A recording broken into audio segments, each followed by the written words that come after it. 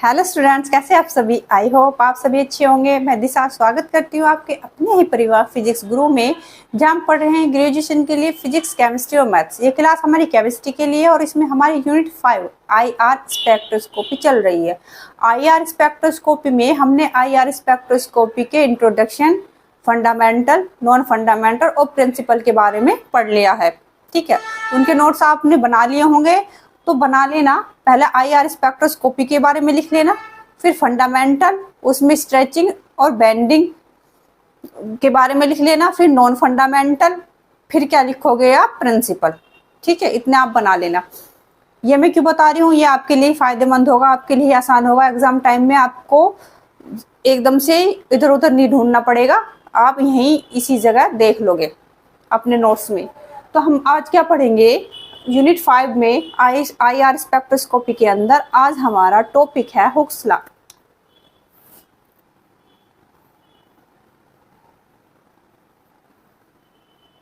आज हम बात करेंगे हुक्स लॉ की। तो ये लॉ क्या कहता है, हुक्स लॉ क्या है कि हमारे पास जो मॉलिक्यूल है, हमारे पास जो मॉलिक्यूल है कोई भी उसके अंदर, ठीक है, बहुत सारे क्या होते हैं, कोई मॉलिक्यूल है हमें पता है, उसके अंदर क्या होते हैं, बहुत सारे बॉन्ड, अलग अलग टाइप के बॉन्ड होते हैं।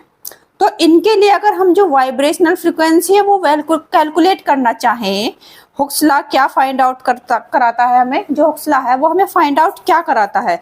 ये देखो, कैलकुलेशन ऑफ, जो हुक्स लॉ है क्या, कैलकुलेशन ऑफ वाइब्रेशनल फ्रीक्वेंसीज।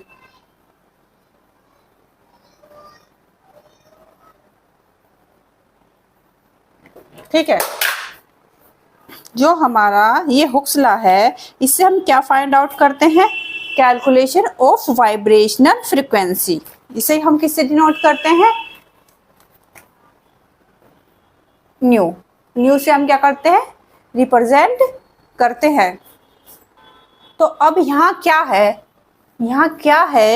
यहाँ अलग अलग बॉन्ड है, तो उनकी वाइब्रेशनल फ्रीक्वेंसी जो है, वाइब्रेशनल फ्रीक्वेंसी है वो हमारे लिए क्या हो जाती है, टफ हो जाती है कि हम इसकी क्या है, वाइब्रेशनल फ्रीक्वेंसी कैसे कैलकुलेट करें, वो हमारे लिए क्या हो जाती है, टफ हो जाती है। तो इसके लिए हमने क्या किया, किस प्रकार से इसको हम कैलकुलेट कर सकते हैं, क्या कैलकुलेट कर सकते हैं, वाइब्रेशनल फ्रीक्वेंसी किस प्रकार से कैलकुलेट कर सकते हैं।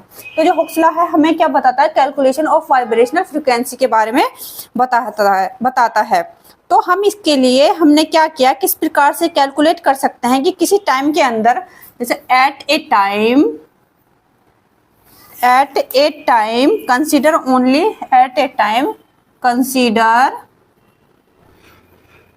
Only one bond. पूरा समझोगे तो समझ में आ जाएगा, ये मत सोचना पता नहीं क्या क्या हो रहा है, समझेंगे तो हमें समझ में आ जाएगा। अभी देखते रहो, आप समझते रहो। तो क्या है, किसी टाइम के अंदर at a time consider only one bond, कि हम सिर्फ एक कोई भी जो मॉलिक्यूल है, मॉलिक्यूल के अंदर जो बॉन्ड है उसमें कंसीडर करेंगे। ठीक है, एक बॉन्ड को क्या करेंगे, कंसीडर करेंगे, बाकी जो बॉन्ड होंगे उनको क्या हो जाएंगे, इग्नोर कर देंगे। जैसे देखो इस तरीके से, ये देखो, ये क्या है, एक स्प्रिंग है। ठीक है, स्प्रिंग है, क्या है, स्प्रिंग की तरह है। तो यहाँ पर क्या होगा, हम किसी एक बॉन्ड को क्या कर लेंगे, कंसीडर कर लेंगे, किसी एक बॉन्ड को क्या कर लेंगे, कंसीडर कर लेंगे।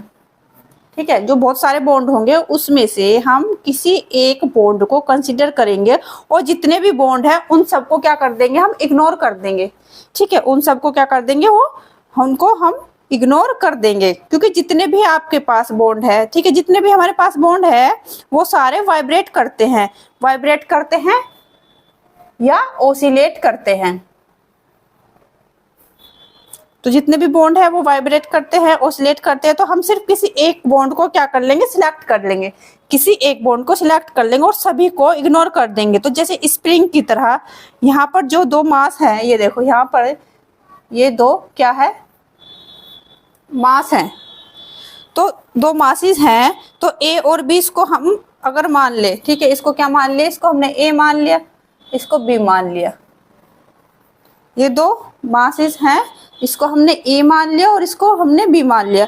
अगर हम बात कर लें, ये हमने सी एच बॉन्ड ले लिया, ठीक है, इसका एग्जाम्पल था, तो क्या ले लिया हमने यहाँ पे, इस वाले को सी मान लिया, इस वाले को एच मान लिया। तो सी एच बॉन्ड क्या करते हैं हम, कंसीडर करते हैं।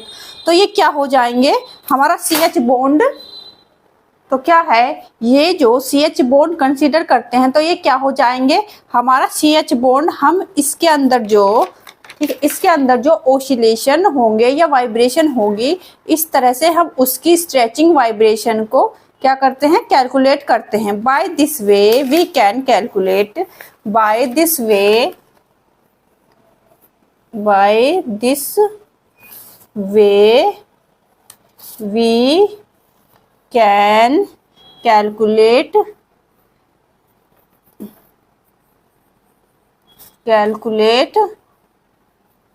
its stretching vibrational frequency,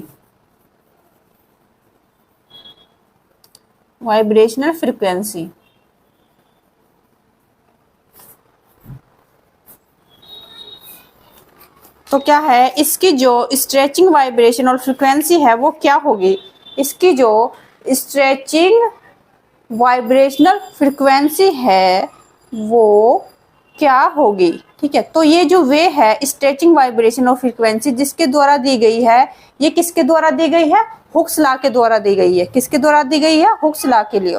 तो ये कैसे रिप्रेजेंट होता है, ये देखो आप, तो ये जो वे है स्ट्रेचिंग ऑफ वाइब्रेशनल फ्रिक्वेंसी किसके द्वारा दी गई, ये किसके द्वारा दी गई, हुक्स लॉ। तो हुक्स ने इस लॉ को दिया, रॉबर्ट हुक ने, तो उन्हीं के नेम पे इस लॉ का नाम रख दिया गया क्या, हुक्स लॉ। अब इसमें क्या है, आप कंफ्यूज मत होना, इसमें सिंपल सी बात हमें क्या याद करनी है, जो हमारा हुक्स है लॉ वो क्या कहता है, वो उसमें हमारा किस लिए दिया गया, वो कैलकुलेशन ऑफ वाइब्रेशनल फ्रिक्वेंसी के लिए दिया गया। उससे हम जो वाइब्रेशनल फ्रिक्वेंसी है वो क्या कर सकते हैं, कैलकुलेट कर सकते हैं। किसी मॉलिक्यूल के अंदर कई तरह के, कितने ही टाइप के क्या होते हैं, बॉन्ड्स होते हैं, तो उसमें जो फ्रिक्वेंसी है उनको कैलकुलेट करने के लिए हुक्स लॉ दिया गया, ठीक है। उसमें से क्या करेंगे, बहुत सारे जो बॉन्ड होंगे उसमें से हम बस एक बॉन्ड को क्या कर लेते हैं, कंसिडर कर लेते हैं, और फिर उसकी क्या करते हैं हम वाइब्रेशनल फ्रिक्वेंसी कैलकुलेट करते हैं। बाकी इसमें कंफ्यूज मत होना, इतना सा है, ठीक है। अब जो हम करते हैं, ये हुक्स लॉ है, उसको रिप्रेजेंट कैसे करते हैं वो देख लो एक बार। ये हुक्स लॉ कैसे रिप्रेजेंट करते हैं, यहाँ लिख देती हूँ, नोट्स तो आपको मिल ही जाते होंगे।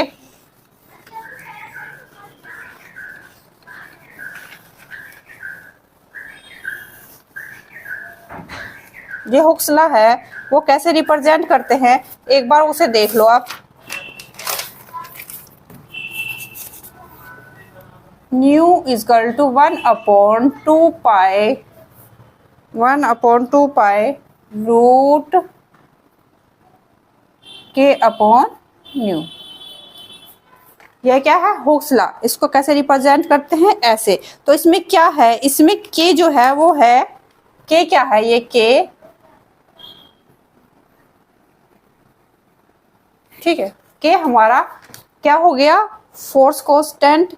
फोर्स कांस्टेंट ये क्या है, स्ट्रेंथ ऑफ बॉन्ड। क्या है ये, स्ट्रेंथ ऑफ बॉन्ड। बॉन्ड की क्या बताता है, ये स्ट्रेंथ बताता है, स्ट्रेंथ ऑफ बॉन्ड। इस फॉर्मूले में जो के है वो फोर्स कांस्टेंट है। ये क्या बताता है, स्ट्रेंथ ऑफ बॉन्ड। क्या बताता है, बॉन्ड की स्ट्रेंथ को बताता है।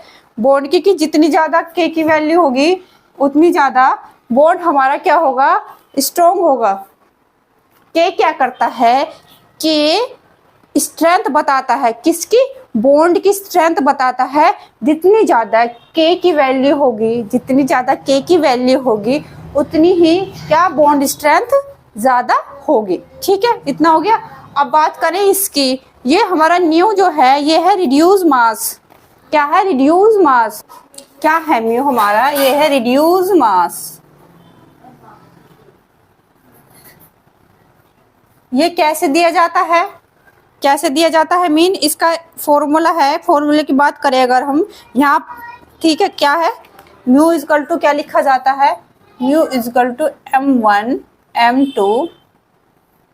m1 प्लस m2, ये होता है। जब हम रिड्यूस मास, कैसे रिड्यूस मास, अगर हमें किसी की फ्रीक्वेंसी या रिड्यूस मास कैलकुलेट करना होता है तो हम कैसे ये वाला फॉर्मूला लगा के उसका रिड्यूस मास निकाल लेते हैं। इतना clear.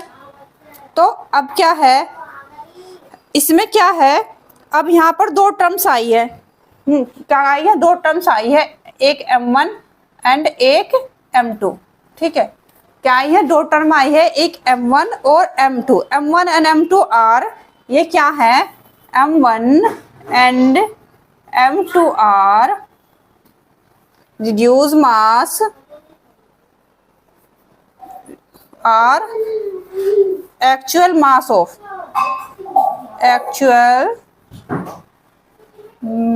of two atoms in grams,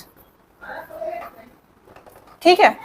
m1 and m2 are actual mass of two atoms in gram। इतना हमारा हो गया। आगे चलते हैं, अब आगे देखो, अब देखो एक एग्जांपल देखो,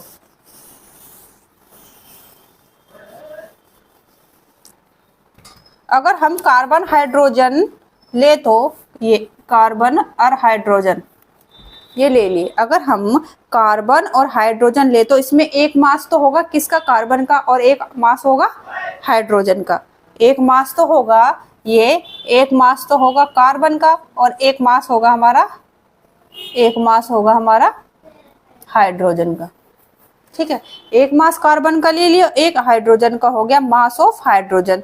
तो इसका कितना होगा, कार्बन का 12, हाइड्रोजन का 1। तो ऐसे हम इनका क्या निकाल लेते हैं, इन वैल्यूज को इसमें रख के क्या निकाल लेते हैं, इसका रिड्यूस मास निकाल लेते हैं। ये रिड्यूस मास निकालना भी मैं बताऊंगी अभी पहले एक चीज देख लो, पहले ये इसका मास निकालना मैं दिखाऊंगी, पहले एक चीज ये समझो। अब इसे जो हमारा ये फॉर्मूला आया था, ये इसको हम किस में करके देखेंगे, in terms of wave number, in terms of wave number. तो वेव नंबर में क्या है, तो फॉर्मूला क्या होगा, हमें पता है ये न्यू है, nu equal to nu upon c, ठीक है, इतना तो हमें पता है। तो हमारा हुक्स लॉ क्या बनेगा, तो अब हमारा ये हुक्स लॉ है तो ये क्या बनेगा, ये देखो ये क्या बनेगा, nu equal to 1 upon 2 pi c root k upon nu. तो ये आ जाएगा हमारा, ठीक है, वेव नंबर में। तो ये फॉर्मूला और ये फॉर्मूला, ठीक है, एक ये हो गया फॉर्मूला और एक ये फॉर्मूला। तो हमारा इन दोनों फॉर्मूलों को यूज करके हम क्या कर सकते हैं, इन दोनों फॉर्मूले को यूज करके क्या कर सकते हैं, जो हमारी वाइब्रेशनल फ्रिक्वेंसी है, वाइब्रेशनल वेव नंबर है, उनकी वैल्यूज को क्या कर सकते हैं, हम कैलकुलेट कर सकते हैं। इसमें न्यूमेरिकल पूछ लेते हैं इन फॉर्मूले को यूज करके। ये फॉर्मूले किसने दिए थे, हुक्स ने, और ये किस लिए दिए थे, वाइब्रेशनल फ्रिक्वेंसी को कैलकुलेट करने के लिए दिए थे। यही हुक्स लॉ है, समझ में आ गया होगा। तो ये कैलकुलेट करने के लिए फॉर्मूले दिए थे, इससे क्या कैलकुलेट कर सकते हैं हम, जो हमारी वाइब्रेशनल फ्रिक्वेंसी है, वाइब्रेशनल वेव नंबर है, उनकी वैल्यूज को हम कैलकुलेट कर सकते हैं, ठीक है। अब एक बार ये हमारा हो गया, अब हम रिड्यूस मास निकाल के देख लेते हैं एक बार। देखो देखते हैं अब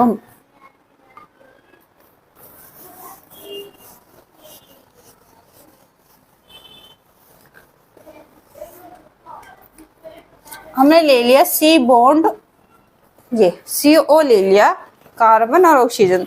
तो इसमें क्या है, इसका क्या होगा, एटॉमिक मास 12, इसका क्या होगा 16। तो इसमें ये वाला फॉर्मूला लगा लेंगे हम,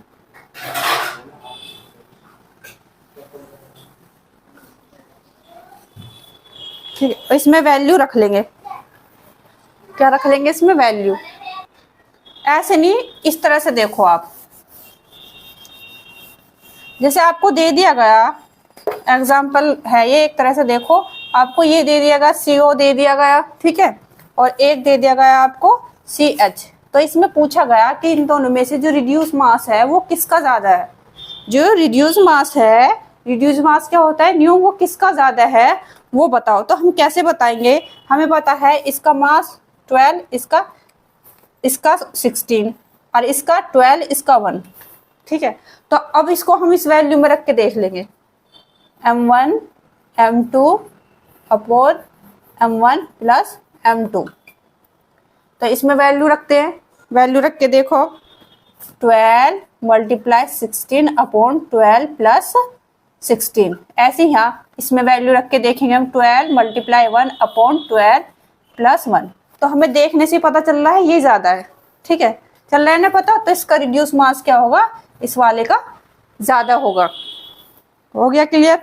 तो अगर हमें फॉर्मूला ना भी लगाना हो, अगर हम फॉर्मूला नहीं लगाते, एक चीज देखो, अगर हमें फॉर्मूला नहीं लगाना और हमें बता देना है, अगर फॉर्मूला लगा के बताना है तो आप फॉर्मूला ऐसे लगा के बता दोगे कि कौन से का रिड्यूस मास ज्यादा है, इसका या इसका, ठीक है। या ऐसे करो, जिसमें ज्यादा क्या है, मास के एटम है, जिसमें ज्यादा मास के एटम है तो वो क्या होगा, उसी का रिड्यूस मास ज्यादा होगा। आप दिमाग में ऐसे लगा लो, बाय चांस अगर ऑब्जेक्टिव आता है तो आप कर लेना, जिसका रिड्यूस मास ज्यादा है, जिसका जो एटम मास, जिसके मास के एटम है ज्यादा है, मास के जो एटम है वो ज्यादा है, तो उसका रिड्यूस मास भी ज्यादा होगा। ऐसे भी लगा सकते हो। आप देख रहे हो इसके जो है ज्यादा है ये, तो इसके क्या होगी, इसकी रिड्यूस मास ज्यादा होगा। या आप ऐसे आइडिया लगा सकते हो, ठीक है। आई होप आपको क्लियर हो गया होगा। अब हम क्या देखेंगे, अब हम देखेंगे, ये तो हमारा हुक्सला तो हो गया। अब इसमें क्या देखेंगे हम, factor affecting vibrational frequency, factors affecting vibrational frequency, vibrational frequency को प्रभावित करने वाले कारक कौन कौन से हैं, उनके बारे में क्या करेंगे, अब हम पढ़ेंगे। तो देखो, फैक्टर्स अफेक्टिंग वाइब्रेशनल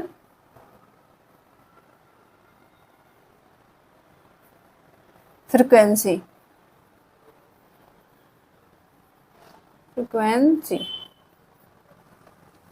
अब इसके 2-4 फैक्टर ही पढ़ेंगे हम। अगर हमसे एग्जाम में पूछ लिया जाता है तो इसलिए हम 2-4 फैक्टर्स ही पढ़ेंगे, उनके बारे में समझ लेते हैं। अब देखो इधर, आप पहला इफेक्ट कौन सा है, इलेक्ट्रॉनिक इफेक्ट, इलेक्ट्रॉनिक इफेक्ट कौन सा है ये हमारा, इलेक्ट्रॉनिक इफेक्ट। यानी कि हम इंडक्टिव इफेक्ट की बात करते हैं। इंडक्टिव इफेक्ट जो है वो हमारा 2 तरह का हो सकता है, प्लस आई भी हो सकता है और माइनस आई भी क्या हो सकता है, इंडक्टिव इफेक्ट। तो दोनों तरह से हम इसकी वैल्यू किस तरह से इफेक्ट करती है वो देखते हैं, ठीक है। इंडक्टिव इफेक्ट जो है वो किस तरह से इफेक्ट करता है, प्लस आई भी हो सकता है और माइनस आई भी हो सकता है। तो कैसे, एक बार एग्जांपल देखो, बाकी समझ में आपको एग्जांपल देख के आ जाएगा। अब देख लो, पहले क्या देखते हैं हम, प्लस आई। इंडक्टिव इफेक्ट में पहले हम प्लस आई इफेक्ट देखते हैं। तो प्लस आई इफेक्ट में क्या है, इसमें क्या है, electron releasing group, electron releasing group जो है वो क्या होता है, प्लस आई इफेक्ट का होता है। जो electron releasing group ERG, electron releasing group जो होता है वो प्लस आई इफेक्ट का होता है, ठीक है। इतनी बात। तो ये क्या करता है, जो हमारा इलेक्ट्रॉन रिलीजिंग ग्रुप है ये क्या करता है, ये आपका बॉन्ड लेंथ, जो हमारा बॉन्ड लेंथ है उसको क्या करता है, इंक्रीज करता है। बॉन्ड लेंथ को क्या करता है, इंक्रीज कर देता है। बॉन्ड लेंथ इंक्रीज करने का मतलब बॉन्ड स्ट्रेंथ जो है वो कम हो जाएगी। बॉन्ड लेंथ इंक्रीज होने का मतलब है बॉन्ड स्ट्रेंथ जो है वो क्या हो जाएगी, कम हो जाएगी, जब बॉन्ड स्ट्रेंथ हमें पता है, जब बॉन्ड स्ट्रेंथ कम हो जाएगी तो फोर्स कांस्टेंट, अभी हमने हुक्स लॉ पढ़ के आए हैं, कंफ्यूज होने की जगह, फोर्स कांस्टेंट क्या था हमारा के, तो वो बॉन्ड स्ट्रेंथ अगर के की वैल्यू बढ़ेगी तो बॉन्ड स्ट्रेंथ भी बढ़ेगी, अगर बॉन्ड स्ट्रेंथ घटेगी तो वे के की वैल्यू भी तो कम होगी, तो बॉन्ड लेंथ जो है वो इंक्रीज हो रही है, तो बॉन्ड स्ट्रेंथ क्या हो जाएगी, कम हो जाएगी, बॉन्ड स्ट्रेंथ कम हो जाएगी तो फोर्स कांस्टेंट क्या हो जाएगा, डिक्रीज हो जाएगा, फोर्स कांस्टेंट क्या हो जाएगा, डिक्रीज हो जाएगा। और हमें पता है फोर्स कांस्टेंट डिक्रीज होगा तो वाइब्रेशनल फ्रीक्वेंसी भी क्या हो जाएगी, डिक्रीज हो जाएगी। समझ में आई? जो हम पढ़ रहे हैं इंडक्टिव इफेक्ट में प्लस आई इफेक्ट जो होता है इलेक्ट्रॉन रिलीजिंग इफेक्ट ग्रुप का होता है, किसका होता है, इलेक्ट्रॉन रिलीजिंग ग्रुप का होता है। तो इलेक्ट्रॉन रिलीजिंग ग्रुप क्या करता है, वो आपका बॉन्ड लेंथ इंक्रीज कर देता है, बॉन्ड लेंथ इंक्रीज कर देता है मतलब बॉन्ड स्ट्रेंथ जो है वो कम हो जाएगी, बॉन्ड स्ट्रेंथ कम हो जाएगी तो मास कांस्टेंट, जो हमारा फोर्स कांस्टेंट है वो क्या हो जाएगा, डिक्रीज हो जाएगा। हमें पता है जब फोर्स कांस्टेंट डिक्रीज होगा तो हमारी जो वाइब्रेशनल फ्रीक्वेंसी है वो भी डिक्रीज हो जाएगी। इतना क्लियर हो गया? अब देखो यहाँ एग्जांपल ले लिया है हमने, फॉर्मल्डेहाइड ले लिया, क्या ले लिया, फॉर्मल्डेहाइड ले लिया, तो इसमें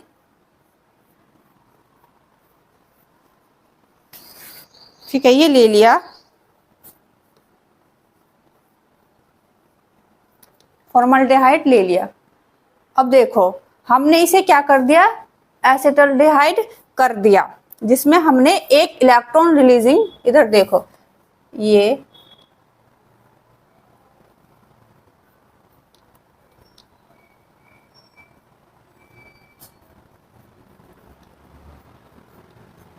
देख रहे हो, ये क्या कर दिया हमने, एसिटल्डेहाइड कर दिया, जिसमें हमने एक इलेक्ट्रॉन, ये एक इलेक्ट्रॉन क्या कर दिया, रिलीजिंग ग्रुप लगा दिया, ERG क्या कर दिया, एक इलेक्ट्रॉन रिलीजिंग ग्रुप लगा दिया। तो जो इसका इलेक्ट्रॉन रिलीजिंग ग्रुप लगाने से देखो इसकी वैल्यू क्या हो जाएगी, डिक्रीज हो जाएगी, क्या हो जाएगी, इसकी वैल्यू डिक्रीज हो जाएगी। ये पहले क्या था, 1750 सेंटीमीटर इनवर्स था, तो ये अब कितना हो जाएगा, 170,045 सेंटीमीटर इनवर्स हो जाएगा। ठीक है, इतना समझ में आया? ये फॉर्मल्डेहाइड ले लिया, फिर हमने क्या किया, इसे एसिटल्डेहाइड बना लिया, यानी इस पे एक ARG रिलीजिंग ग्रुप लगा दिया CH3, तो यहाँ क्या हो जाएगा, इसकी जो वैल्यू है वो क्या हो जाएगी, डिक्रीज हो जाएगी। और यदि दो लगा दिए जाए, यहाँ दो ये लगा दिए जाए, ये देखो यहाँ CH3, यहाँ CH3 डबल बॉन्ड O, दो ARG हो गए, दो इलेक्ट्रॉन रिलीजिंग ग्रुप लगा दिए गए, तो क्या हो गया, दिस वैल्यू लिया तो एसीटोन में, this will further the decrease and your absorbance band with occur 17-15 centimetre inverse, हो गए डिक्रीज यहाँ पे। इसमें हमें क्या ध्यान में रखना है, जो प्लस आई ग्रुप है, जो प्लस आई ग्रुप है वो वाइब्रेशनल फ्रिक्वेंसी को डिक्रीज कर देते हैं। ठीक है, ये क्या करना है, हमें ध्यान में रखना है, जो प्लस आई ग्रुप है वो वाइब्रेशनल फ्रीक्वेंसी को डिक्रीज कर देते हैं। अब हम क्या देख लेते हैं, माइनस आई इफेक्ट, क्या देखेंगे हम, आई माइनस आई इफेक्ट, तो ये क्या होंगे, electron withdrawing group, electron withdrawing group होंगे। इसमें ये क्या करते हैं, इलेक्ट्रॉन विथड्रॉइंग ग्रुप क्या करते हैं, ये फोर्स कांस्टेंट को, जो फोर्स कांस्टेंट हो उसको क्या कर देते हैं, इंक्रीज कर देते हैं, फोर्स कांस्टेंट को इंक्रीज कर देते हैं। फोर्स कांस्टेंट को इंक्रीज करेंगे तो वाइब्रेशनल फ्रीक्वेंसी जो है वो भी इंक्रीज हो जाएगी। ठीक है, जो EWG है, इलेक्ट्रॉन विथड्रॉइंग ग्रुप है, वो क्या करते हैं, फोर्स कांस्टेंट को इंक्रीज कर देते हैं। जब फोर्स कांस्टेंट इंक्रीज होगा तो हमारी वाइब्रेशनल फ्रीक्वेंसी भी क्या हो जाएगी, इंक्रीज हो जाएगी। तो अब देखो इसमें हम एसीटोन का केस ले लेते हैं, पहले भी एसीटोन लिया था, ये एसीटोन का ले लेते हैं। ठीक है, क्या ले लिया हमने, एसीटोन ले लिया।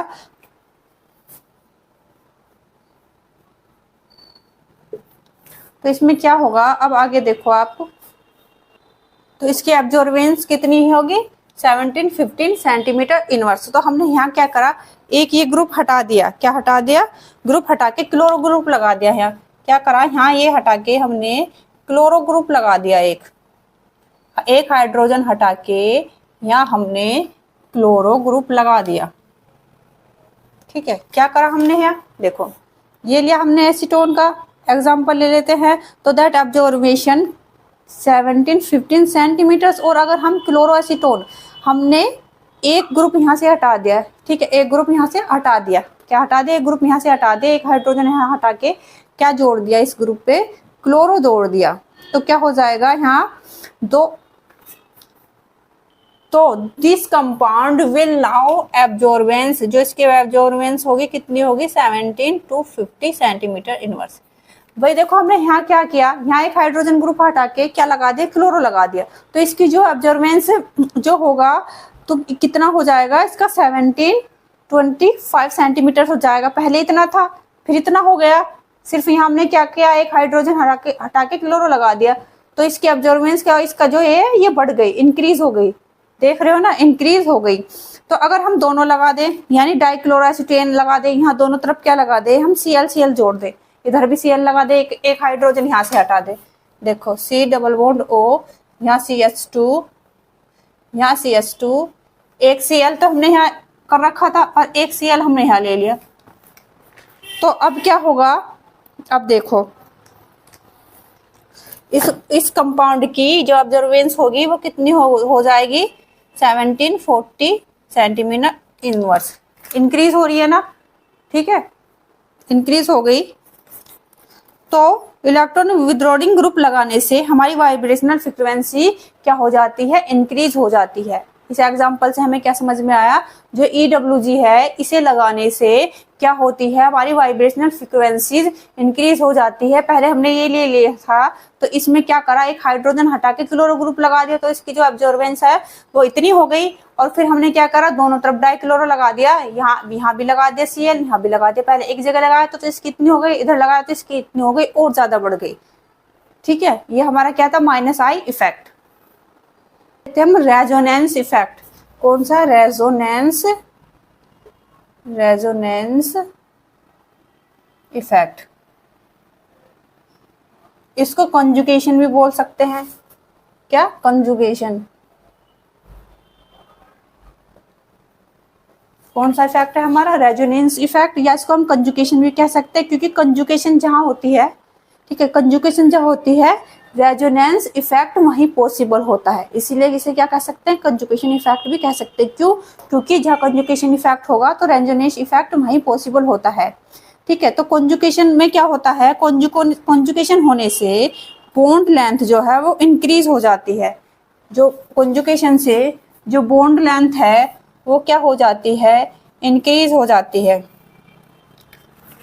कंजुगेशन से बॉन्ड लेंथ जो है वो इंक्रीज हो जाती है। बॉन्ड लेंथ इंक्रीज हुई मींस फोर्स कांस्टेंट क्या हो जाएगा, डिक्रीज। और जब फोर्स कांस्टेंट डिक्रीज होगा तो हमें पता है वाइब्रेशनल फ्रीक्वेंसी भी क्या हो जाएगी, डिक्रीज हो जाएगी। ठीक है, अब देखो यहाँ हमने एसीटोन ले लिया,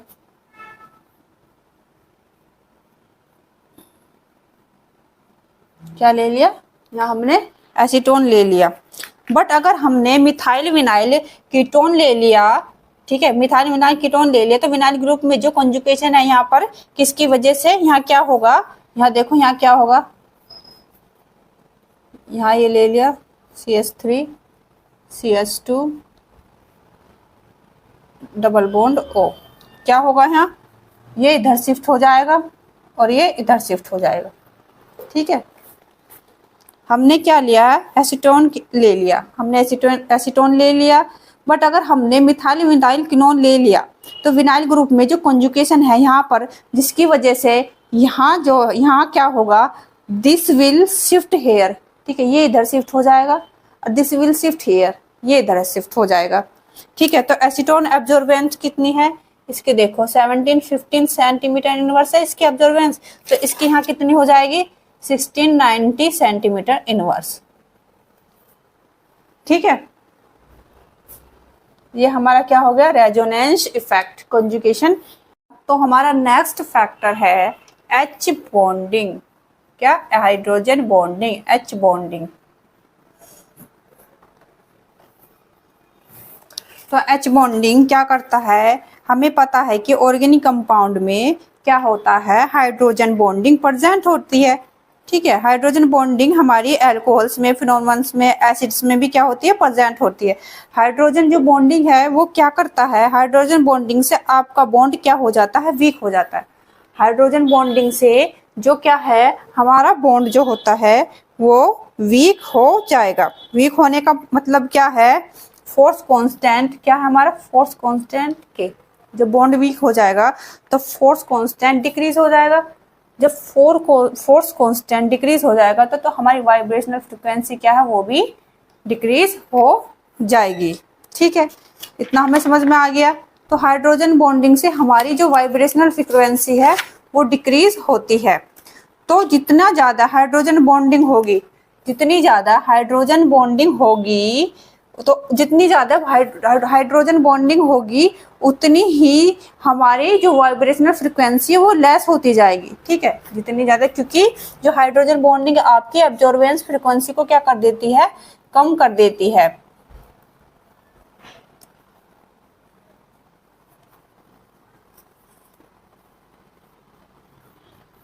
ठीक है, जितनी ज़्यादा हमारा हाइड्रोजन बॉन्ड स्ट्रॉन्ग होगा उतनी ज़्यादा हमारी वाइब्रेशनल फ्रिक्वेंसी क्या हो जाएगी, लेस हो जाएगी, कम हो जाएगी। क्योंकि हाइड्रोजन जो है वो हाइड्रोजन बॉन्डिंग जो है बॉन्ड को क्या कर देती है, वीक कर देती है, कमज़ोर कर दी है। जो मॉलिक्यूल्स है, मॉलिक्यूल्स में दो टाइप्स की क्या हो सकती है, मॉलिक्यूल्स बॉन्डिंग हो सकती है। कितने टाइप की, 2 टाइप की। यहाँ देख लो हाइड्रोजन बॉन्डिंग वाला फैक्ट ही चल रहा है। तो क्या है, मॉलिक्यूल में जो है 2 टाइप्स की हाइड्रोजन बॉन्डिंग हो सकती है। देखो पहले टाइप की जो होगी वो होगी इंटरमोलिक्यूलर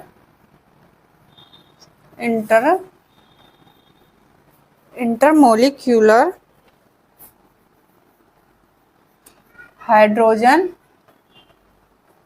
बॉन्डिंग। एक होगी इंट्रामोलिक्यूलर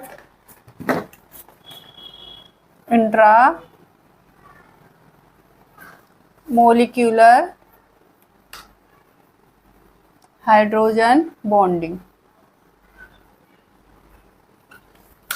ठीक है, क्या है, मॉलिक्यूल्स में 2 टाइप्स की हाइड्रोजन बॉन्डिंग हो सकती है। पहले इंटरमोलिक्यूलर हाइड्रोजन बॉन्डिंग, दूसरा intramolecular hydrogen bonding.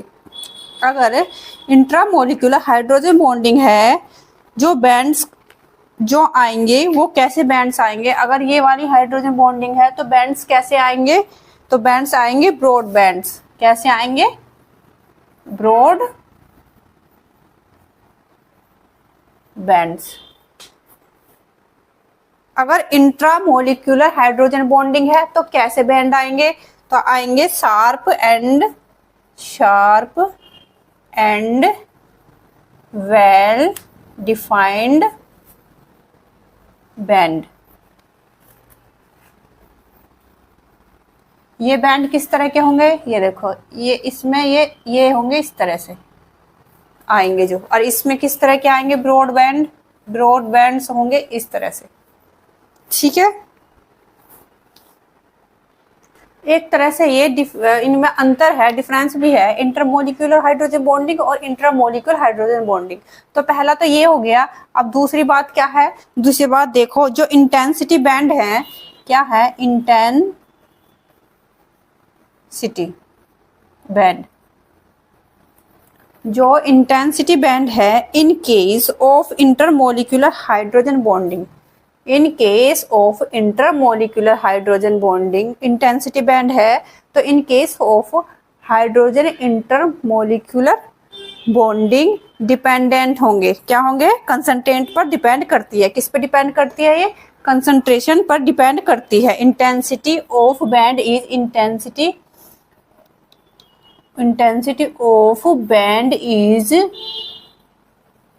depend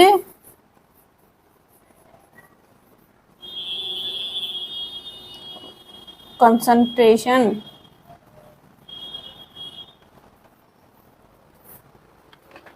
depend bond is concentration dependent, concentration dependent, यहाँ आएगा हमारा कंसंट्रेशन डिपेंडेंट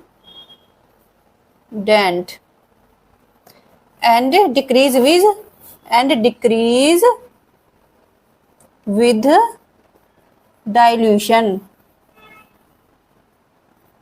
अब देखो, अब समझो इस बात को। क्या है, जो इंटेंसिटी बैंड है इन case of intermolecular hydrogen bonding dependent होंगे, वो कंसंट्रेशन पर क्या करती है, कंसंट्रेशन पर क्या करती है, डिपेंड करती है। ठीक है, कंसंट्रेशन पर क्या करती है, डिपेंड करती है। अब आप उसकी कंसंट्रेशन को, इसकी कंसंट्रेशन को जैसे जैसे क्या करेंगे, हम कम करेंगे। जो कंसंट्रेशन होगी, इनकी कंसंट्रेशन को जैसे कम करते जाएंगे तो इंटेंसिटी जो है वो भी क्या होती जाएगी, कम होती जाएगी। ठीक है, इंटेंसिटी जब कंसंट्रेशन कम करेंगे, और इसकी जो इंटेंसिटी है कंसंट्रेशन पर डिपेंड करती है, इतनी सी बात है। जो कंसंट्रेशन जो है वो कम होती जाएगी, वैसे ही उसकी इंटेंसिटी भी क्या हो जाएगी, कम हो जाएगी। यानी कि इंटेंसिटी ऑफ बैंड जो है दैट डिक्रीज विद, ठीक है, जो इंटेंसिटी ऑफ बैंड्स है दैट डिक्रीज विद डाइल्यूशन, कि आपने डाइल्यूशन करी। ठीक है, आपने बैंड जो है वो डाइल्यूशन करी, और बैंड्स को अगर इंटेंसिटी डिक्रीज हो गई तो, ठीक है, अगर आपने इसे क्या करा, डाइल्यूशन करा, क्या करी कि आपने डाइल्यूशन करी और बैंड्स की अगर इंटेंसिटी डिक्रीज हो गई, जो हमारी इंटेंसिटी है वो डिक्रीज हो गई, तो क्या होंगे, वो इंट्रामोलिक्यूलर बैंड होंगे। क्या होता है, वो इंट्रामोलिक्यूलर बैंड होता है। और अगर आपकी जो है क्या है, आप डाइल्यूट करेंगे, किसे डाइल्यूट करेंगे, ये इसकी बात चल रही है अब, इंट्रामोलिक्यूलर हाइड्रोजन बॉन्डिंग। तो क्या है, आप डाइल्यूट करें और आपके बैंड्स की इंटेंसिटी चेंज ना हो, तो क्या ना हो, बैंड्स की इंटेंसिटी चेंज ना हो, नो इफेक्ट ऑफ कंसंट्रेशन। ठीक है, हम डाइल्यूशन करेंगे और इसकी जो क्या है, बैंड्स की इंटेंसिटी क्या है, चेंज ना हो, तो उसकी इंट्रामोलिक्यूलर हाइड्रोजन बॉन्डिंग है। यानी कि उसमें क्या होगा, अगर कोई चेंज नहीं होगा डाइल्यूशन करने से, तो उसमें कौन सी बॉन्डिंग होगी, इंट्रामोलिक्यूलर हाइड्रोजन बॉन्डिंग। अगर चेंज होगा तो क्या होगा, इंट्रामोलिक्यूलर हाइड्रोजन बॉन्डिंग। अगर चेंज नहीं होगा तो इंट्रामोलिक्यूलर हाइड्रोजन बॉन्डिंग होगा। यानी कि no effect of concentration on the intensity of band in case of intramolecular hydrogen band. तो इसमें क्या है, हमने क्या पढ़ा, जो इसमें ये वाली चीज तो समझ में आ गई होगी ना, ये वाली चीज हमें समझ में आ गई। जो हमारे ये है इंटरमोलिक्यूलर हाइड्रोजन बॉन्ड जो है वो कैसे होंगे, ब्रॉड बैंड होंगे। कैसे आएंगे, इसमें ब्रॉड बैंड्स होंगे। ब्रॉड बैंड्स कैसे होते हैं, ऐसे। और जो इंट्रामोलिक्यूलर हाइड्रोजन बॉन्डिंग है उसमें बैंड कैसे आ जाएंगे, sharp and well defined band, ऐसे बैंड। अब दूसरा क्या है, जो इसकी इंटेंसिटी है, बैंड की इंटेंसिटी है, वो किस पे डिपेंड करती है, कंसंट्रेशन पर। जैसे जैसे कंसंट्रेशन डिक्रीज होगा तो उसकी इंटेंसिटी भी क्या है, डिक्रीज हो जाएगी। जब डाइल्यूशन करेंगे तो उसकी क्या है, इंटेंसिटी डिक्रीज हो गई, कंसंट्रेशन डिक्रीज होगा तो उसकी इंटेंसिटी भी क्या हो जाएगी, डिक्रीज हो जाएगी। ठीक है, इसमें क्या हो जाएगा, चेंज हो जाएगा। लेकिन अगर बात करें इंट्रामोलिक्यूलर की, तो अगर इंट्रामोलिक्यूलर की बात करते हैं, इसमें अगर डाइल्यूशन करें तो आपके बैंड की इंटेंसिटी में कोई चेंज नहीं होता। क्या नहीं होता, इसकी बैंड की इंटेंसिटी में कोई चेंज नहीं होता, नो इफेक्ट ऑफ कंसंट्रेशन। तो ऐसे बॉन्ड को क्या बोलते हैं, इंट्रामोलिक्यूलर हाइड्रोजन बॉन्डिंग। ठीक है, इतना समझ में आया। अब देखो एक बार इसके जितने भी इफेक्ट हमने पढ़े थे, जितने भी ये फैक्टर्स अफेक्टिंग थे, एक बार देखो तुम इन्हें ध्यान में कैसे रखोगे। अगर तुम्हें ध्यान में रखना है तो कैसे रखोगे, अगर हमारे जो है ये प्लस आई, क्या है हमारा प्लस आई इफेक्ट, मॉलिक्यूल है प्लस आई इफेक्ट। ठीक है, ये तो पढ़े थे हमने, प्लस आई इफेक्ट मॉलिक्यूल हुआ, कंजुगेशन हुआ, ये बस ये है कि ध्यान में रखने के लिए कैसे याद करना है वो तरीका है एक तरह से। प्लस आई इफेक्ट है, कंजुगेशन है, या हमारा एच बॉन्डिंग हो रहा है, क्या हो रहा है, या हमारा एच बॉन्डिंग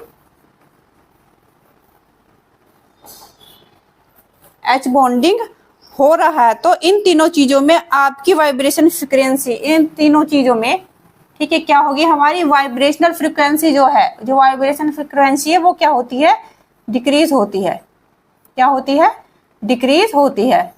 ठीक है, अगर ये तीनों हो रहे हैं, प्लस आई इफेक्ट हो गया, कंजुगेशन हो गया, या एच बॉन्डिंग होगी, तो हमारी जो वाइब्रेशनल फ्रीक्वेंसी है वो क्या हो जाएगी, डिक्रीज हो जाएगी। अगर हमने क्या ले लिया, माइनस आई ग्रुप, ठीक है, क्या कर लिया, माइनस आई ग्रुप लगा दिए, यानी इलेक्ट्रॉन विथड्रॉइंग नेचर वाले ग्रुप लगा दिए, तो आपका वाइब्रेशन फ्रीक्वेंसी क्या होगी, इलेक्ट्रॉन विथड्रॉइंग वाले ग्रुप है, ये पढ़ा था ना हमने, इलेक्ट्रॉन EWG, इलेक्ट्रॉन विथड्रॉइंग वाले ग्रुप हैं। तो ये क्या करेंगे, ये वाइब्रेशनल फ्रीक्वेंसी को क्या करते हैं, वाइब्रेशनल फ्रीक्वेंसी को क्या कर देते हैं, इंक्रीज। ठीक है, ये ऐसे आप इसको याद कर सकते हैं, ध्यान में रख सकते हैं। ठीक है, आई होप आपको एक क्लियर हुआ होगा। आज के लिए इतना ही। ठीक है, क्लियर हो गया होगा। एक बार से आप करके भी देख लिया करो, रिपीट में देख लिया करो वीडियो, और अच्छे से समझ में आ जाएगा। कोशिश पूरी की जा रही है आपको समझाने की। आप भी उधर से मेहनत करिए, हम भी उधर से मेहनत करेंगे, तो तभी काम चलेगा। ठीक है, आज के लिए इतना ही। Thank you.